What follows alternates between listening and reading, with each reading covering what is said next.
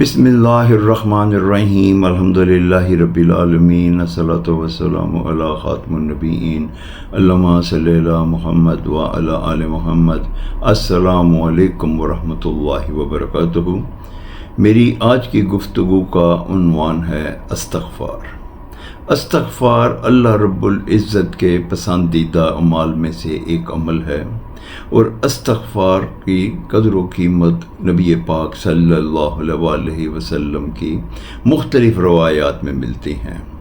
ایک روایت میں نبی پاک صلی اللہ علیہ وسلم کا ارشاد گرامی ہے کہ استغفار کرنے والا امن میں رہتا ہے، اللہ کے عذاب سے بچا رہتا ہے۔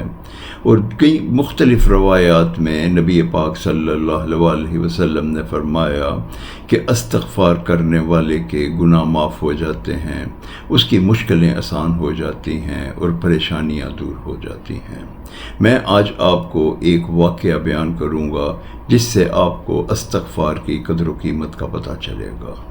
حضرت امام حنبل ایک دن بغداد میں کسی گاؤں میں تشریف لے کے گئے۔ اس زمانے میں یہ ہوتا تھا کہ جو سکالر پڑھے لکھے یا بزرگان دین کے سفر پہ جاتے تھے وہ مسجد میں قیام کرتے تھے۔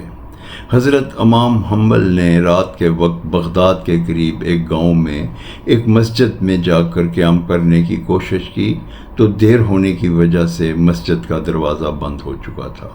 حضرت امام حنبل واپس ہوئے اور قریب ہی فرش پہ آپ لیٹ گئے۔ وہاں سے ایک نان بھائی کا گزر ہوا۔ اس نان بھائی نے جب کسی کو فرش پہ لیٹے دیکھا تو اس کو آ کر کہنے لگا کہ امام حنبل سے کہنے لگا کہ آج آپ میرے مہمان بن جائیے اور میرے ساتھ رات گزارنے میرے گھر تشریف لے چلیں۔ حضرت امام حنبل ان کے ساتھ اس کے گھر چلے گئے اور آپ نے وہاں پہ قیام کیا۔ آپ نے رات کو دیکھا کہ ہر وقت اس کے ہونٹ چلتے رہتے ہیں اور وہ کوئی ورد کرتا رہتا ہے۔ امام حنبل نے صبح اس سے پوچھا کہ تم کیا پڑھتے رہتے ہو؟ وہ کہنے لگا کہ میں ہر وقت استغفر اللہ استغفر اللہ استغفر اللہ کرتا رہتا ہوں۔ تو امام حنبل پوچھنے لگے کہ کیا تمہیں کوئی اس سے فائدہ ہوا؟ وہ کہنے لگا جی میں مستجاب الدعوات ہوں، میں جو بھی دعا مانگتا ہوں اللہ رب العزت سے قبول فرما لیتے ہیں، میری تمام دعائیں قبول ہو گئی ہیں سوائے ایک دعا کے۔ تو امام حنبل پوچھنے لگے وہ دعا کیا ہے؟ تو کہنے لگا میں اللہ تعالیٰ سے دعا کرتا ہوں کہ مجھے امام حنبل کو ملا دے۔